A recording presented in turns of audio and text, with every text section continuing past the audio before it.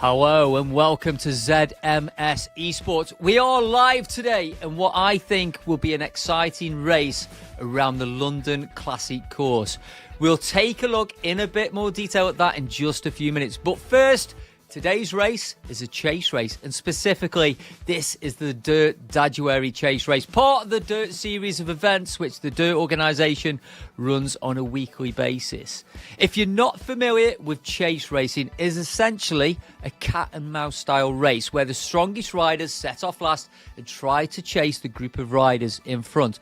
Hopefully, if the time gaps and course are planned well and the groups of riders work well together, all categories and abilities should be able to get to the line around the same time and compete for that all-important win. But it needs coordination. It needs great cooperation between the different category riders. So today, we're going to start with the D riders. Then the C riders will be released. Next will be the B. And then finally, the A riders will also start the pursuit of the riders in front. It promises to be exciting. These races always are, and it gives all ability riders a chance to take that top spot. So that's the format. Let's take a look at today's course in a little bit more detail. As I mentioned at the top of the show, we are in London on the Classic course. It's 5 laps today. Each lap on this course is around about 5.4 kilometers. However, there is a long lead in. That's 5.7 kilometers. This course is continuously rolling, so it's well over 30 kilometers. The course itself, again, it's rolling, it's punchy.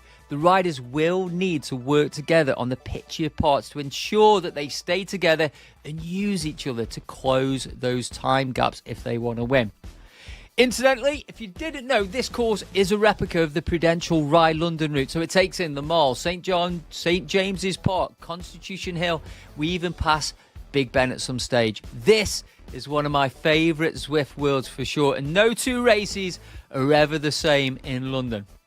All right, I think the riders are on course. So let's jump in and watch the action. All right, so we're currently sat with Group A, and it's Molnar on the front here, pushing 4.9 watts per kilo. This is really important in chase racing. You need riders to be rolling through and working on the front. And as you can see, all the riders, or the A riders, should I say, are wearing these red jerseys. So we know which categories are together. So at the moment, we're just sat with the A riders here in the red and black, and you can just see A on the back there. But as I said, each rider has to take their pull. There's a chance you're going to get some riders sat in the back here making light work. But when that starts to happen, when you get too many riders sat in the back of this group and the group are not working together, the chances of catching those riders in front are diminished. Now we can see here these A riders are starting to catch some of the Ds, even some of the C riders here, and riding straight over those. Now there's still a long way to go in this race. We're approaching the midway point. We're coming up to 20 minutes into this race. So the D riders that we're just going over there, you can see in yellow, and we're just closing in on some of those C riders. So already these A riders are starting to close those gaps. If you take a look on the mini map in the top right hand side there, you can start to get an idea of where the riders are on course. So we've just gone round Trafalgar Square there with the A riders. And again, we're starting to pick more and more up of these C riders. Now, what we could see here is some of those stronger C riders could try and stick in with this group of A riders as they ride over the top. But that's easier said than done, because we look at the watts per kilo that these A riders are put on. We're just sat with Cassidy at the moment from Delocho. Again, a super strong rider. We know him well. He's sitting comfortably at 4.4 watts per kilo, and you can see his heart rate is just 145 beats per minute.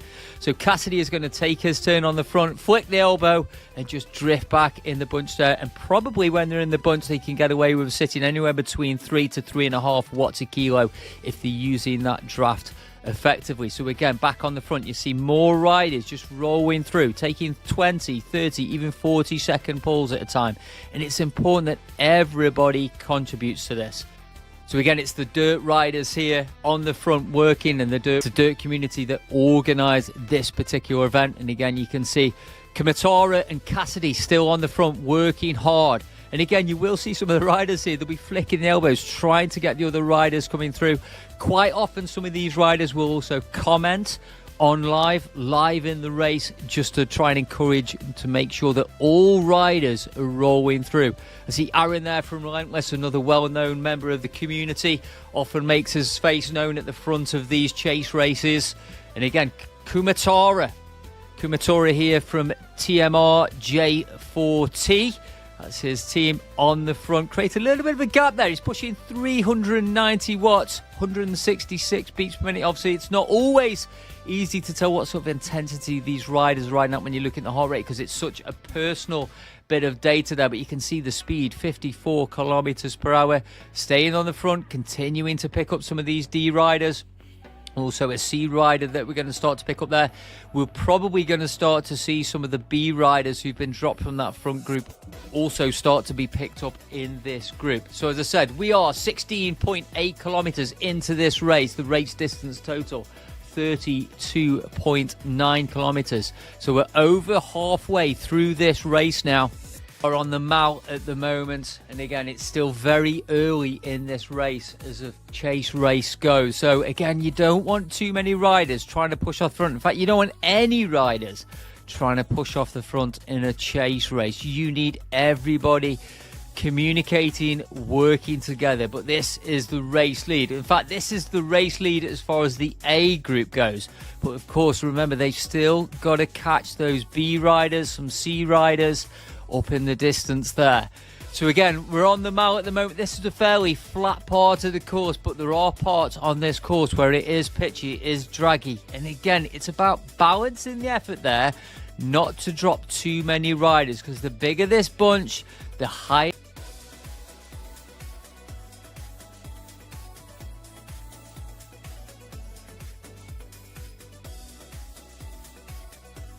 So we take that 360 turn there. We're going to head out of the mall, and we're going to get into Greater London and head back towards Trafalgar Square. And again, it's the next section where it does drag a little bit, as we'll see. So don't forget, if you want to get involved in Zwift, or even if you want to get involved with chase racing specifically, then head over to Zwift.com. There are many resources out there to get information. How do I start cycling esports? How do I get into Zwift? How do we find these events? Of course, you can head over to Zwift.com. You can also, of course, go and visit one of our partner pages, which is the Zwift, part of the Virtual Velo Network. There's a central source there for all things cycling esports. You've also got things like Zwift Insider, which is another great source of information if you want to get yourself riding and racing.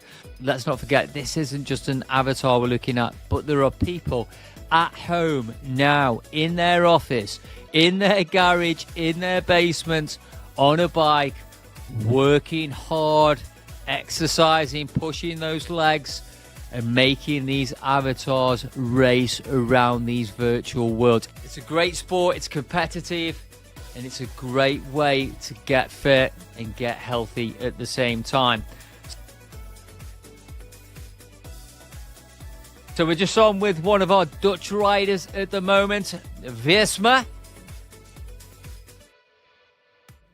I hope I've pronounced that right. So this is Anne, indeed, one of our female riders, 290 watts, 70 RPM. Now, in comparison to road cycling, the revs per minute are quite low, but you often see that with some of these top riders, that they'll ride at a much lower cadence, a much lower revolutions per minute when they're riding on their turbo trainers at home. It's one of the techniques that the top riders do use. But you can see we've got about 20 to 25, maybe 30 riders in this group currently, and we're still working through. We're on with Dan Cassidy, as I said, a regular in the community at the moment. Pushing up to 340 watts there, but a relatively low heart rate still at 140 beats per minute. Campbell just taking his turn on the front. Nice aero choice of bike there with a Canyon Air Road. Looks like he's also riding the Zip Deep Section wheels. You also see a lot of the riders here are riding the Tron bike, the Zwift concept bike. This is a great all-rounder for this kind of course. But as I've said, this course is relatively flat. So if I was riding this course, I would probably not go for the Tron bike, but I'd probably go for something a little bit more aero on this. And I can also see that the Specialized Venge is in there, and probably the DT Swiss deep section and disc combo would be a good choice on this course as well. I mean, certainly we can see there's at least 10 riders there riding those deep section DT Swiss wheels. But again, as you can see, we've come to this picture section, as I said, and it's one of the Mutant riders. In fact, I think that's Stastansky there, riding for Mutant there, again, on the front. When he came to that pitch, you saw his watts increase there to 4.5. I'm also seeing Mr. Schwenker, Christopher Schwenker there from the Zwift. Again, one of those dirt riders in this group. And again, I know Chris is on top form at the moment, so I'm sure he's looking to get a result on this. We're still trying to close this gap, remember. The A's are still trying to close this gap, remember, on those B and those C riders in front. And we're continuing to pick up the stragglers. But as you look on the opposite side of the road there, going through that banner, you saw the B riders ahead there. So the gap is coming down. We're going to take another 360 turn up the road here. And it won't be long, I think, until these A riders have the B riders in sight. In fact, they're the B riders just going in the opposite direction now. So in fact, that group we'd seen before, that was the C riders. They were two big pelotons. This gap is coming down quickly now. These riders started with a 1 minute gap, remember, between each category. These riders are working well, but this also tells me that the C and the B riders are also working very, very well. We're into the final 11 to 12 kilometers of this race. 27 minutes of racing we're coming up to now. Now on the final lap, that's the Flamme Rouge, the 1 kilometer to go banner. So on the final lap, remember there's 5 laps of the course, that will mark 1 kilometer to go. Again, riders still pushing through. 4.5, even 5.5 watts a kilo on the front, probably sitting anywhere between 2.9 and 3.5 in the group there. Again, it's balancing that, making sure you're not dropped off the back.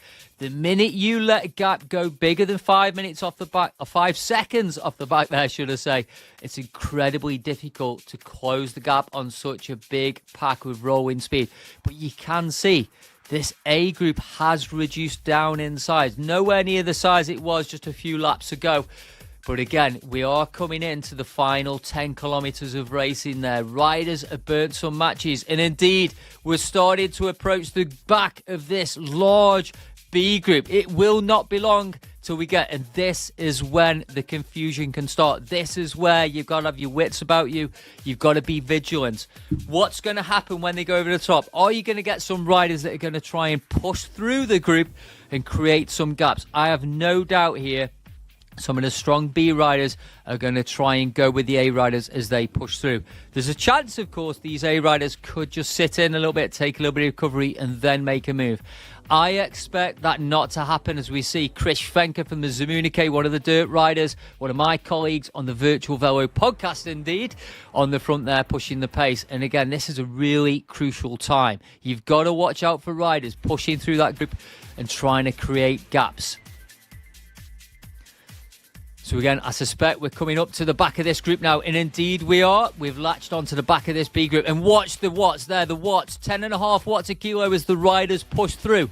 They do not want to go towards the finish line with such a big group of riders. So you saw there, the A riders, they up the watts per kilo, they up their power, and they punch through that gap, trying to create a gap themselves, trying to make sure not too many Bs can hold onto the wheels as they push through. So again, we got riders on the front, still pushing 9.5 watts a kilo on the front there, and it's Peach and Marguerite on the front there. And we can see Graham from Dirt also. There's quite a variance of flags that we've got in here. German riders, US riders there. And Pritchard there from Wales is also in the mix with these A riders from Zedson. But it's Perch on the front, one of our German riders there. Again, just trying to stimulate a bit of action. And we can see Chris from the Zwift.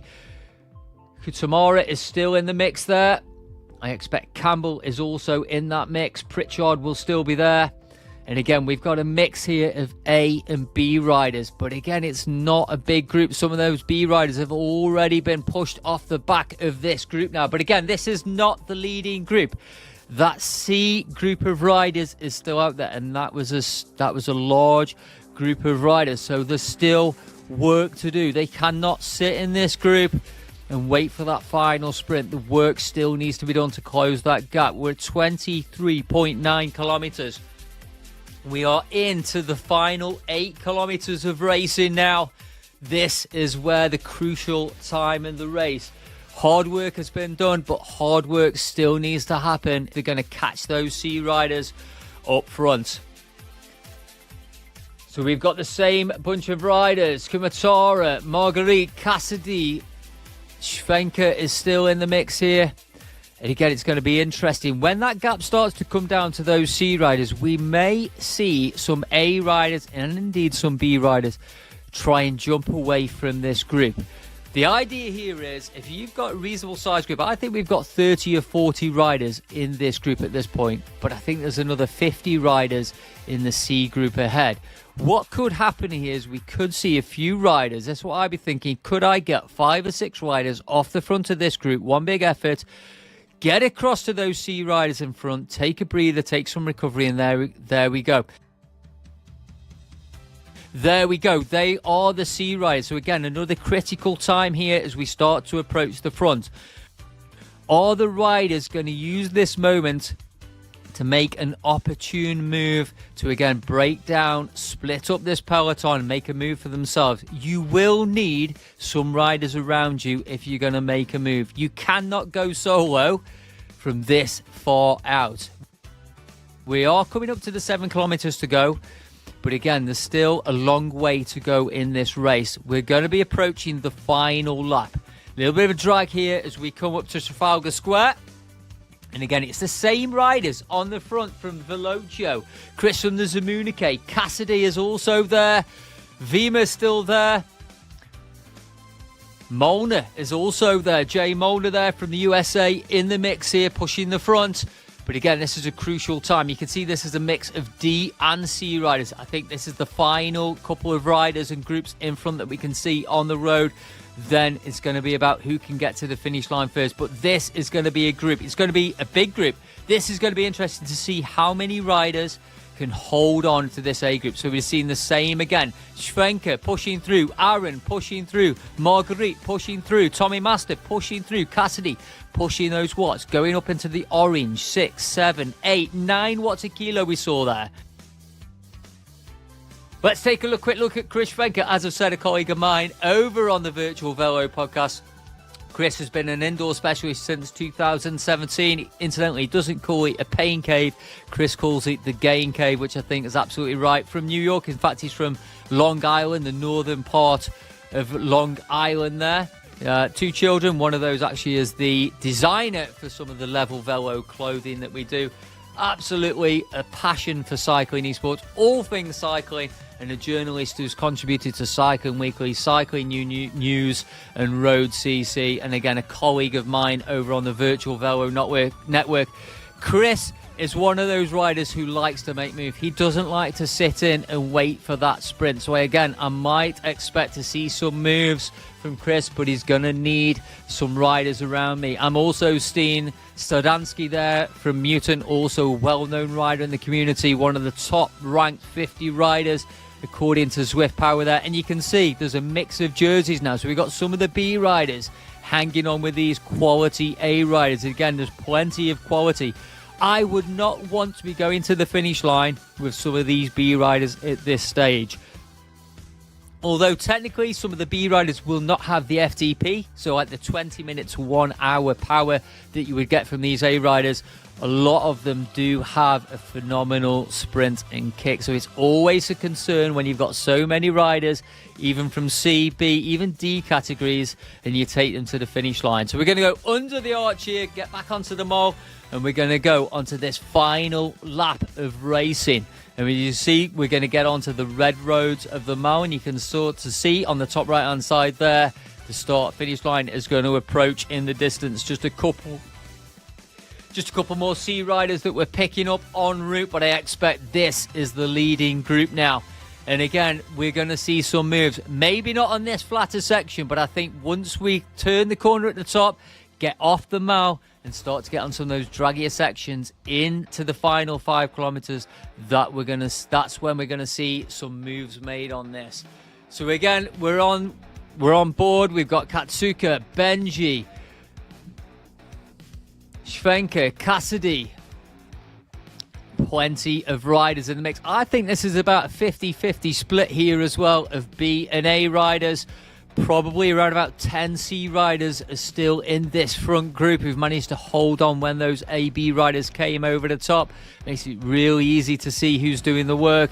And again, I expect to see the majority of the A riders here on the front pushing the pace, trying to make the most of that bigger engine, that FTP engine that these riders should have to try and reduce the size of this peloton.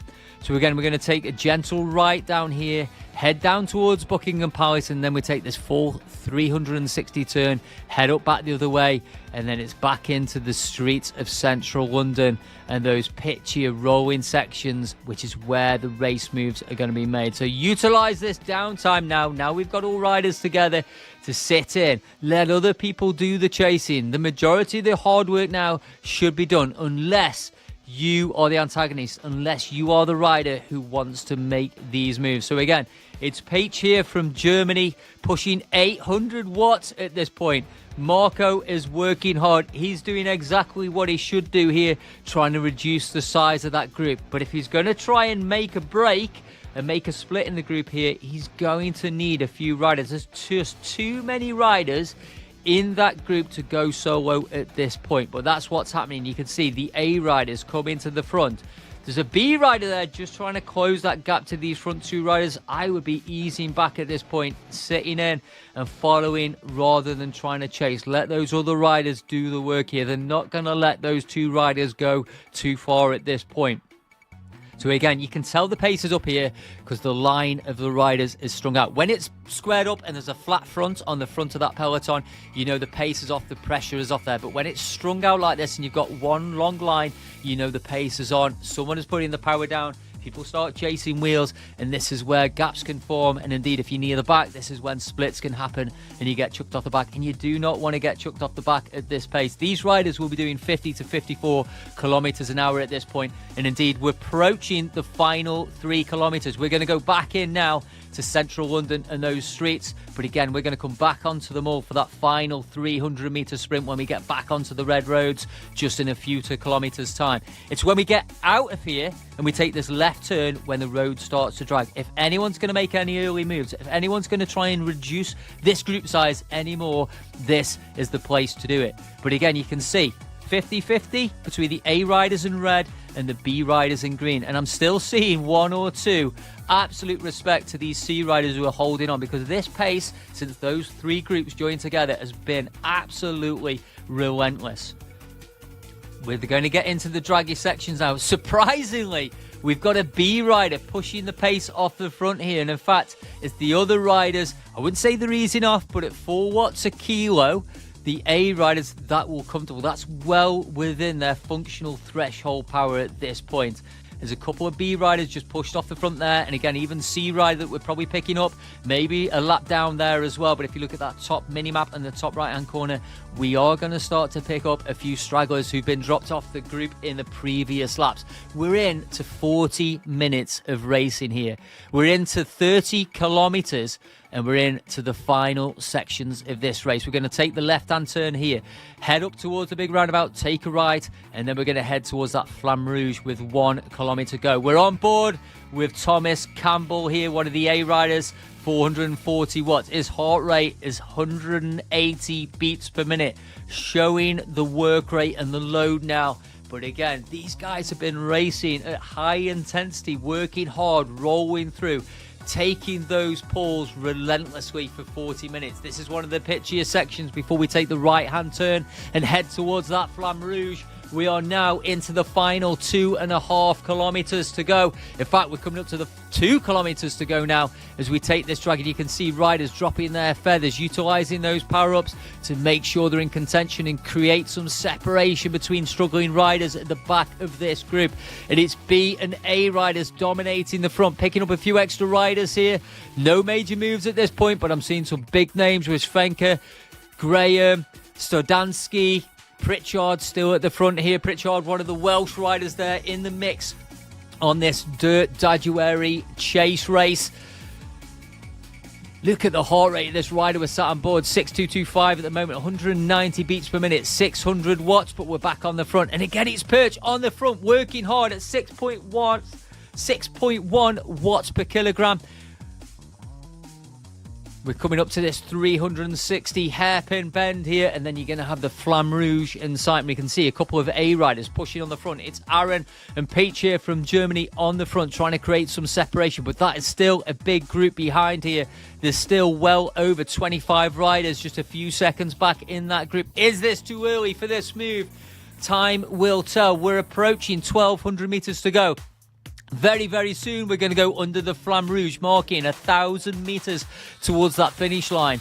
We then go under the arch and we're onto the red roads. And when we hit that red road of the mile, you know there's less than 400 meters to go. These guys have probably got around about 50-meter lead on the chasing group.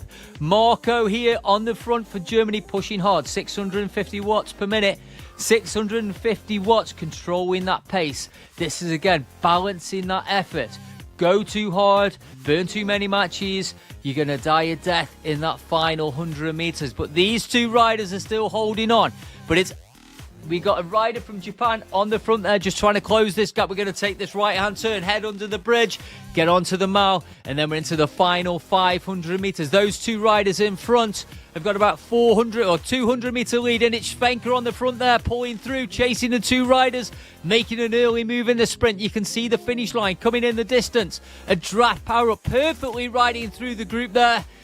Schwenker on the front, driving.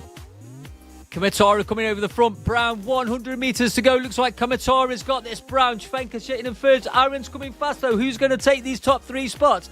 It is Kamatara, Brown, and Schwenker just holding on, I think, for third position there. Great, exciting racing. That was relentless. Again, those two riders taking out early pole, making it really difficult to close some gaps, but eventually they were caught by that chasing peloton, and there were about 10 riders there in the mix for that final sprint. Let's take a look at the results. 42 minutes of racing. Just look at the watts per kilo. You can see which riders were taking the pole there. I'm not saying Christopher Schwenker was not taking his poles, but he was certainly very efficient, picking up second place there at 4.1 watts per kilo. All right, let's run through the top 10 of the Dirt Daguerre chase race. Jun Kamatara taking the win there in 42 minutes of racing. That's 4.9 watts a kilo. That is some work for 42 minutes of racing. Chris Schwenker there, second place, riding a very efficient 4.1 watts per kilo. Just look at the time gaps here in this top 10. Just 1 second separating the top 10. Third place, John Brown there. Stephen Katutska taking fourth. Kim Grit taking fifth. Girdlestone sixth. Miller in seventh. Eve Dirt in eighth. Miller in ninth. That's Graham Miller in ninth. And Cherry Pritchard from Wales, that prominent rider near the front, picking up 10th spot. Congratulations to all those riders in the top 10 who rode the Dirt Daguerre chase race. This has been ZMS Cycling Esports. Don't forget to follow the channels. Like and subscribe for more intense cycling esports action coming in the very near future. If you're interested in getting your race or your team featured on ZMS Esports, then drop us a message via the normal social media channels. And we'll see you soon again for some more Zwift and cycling esports action.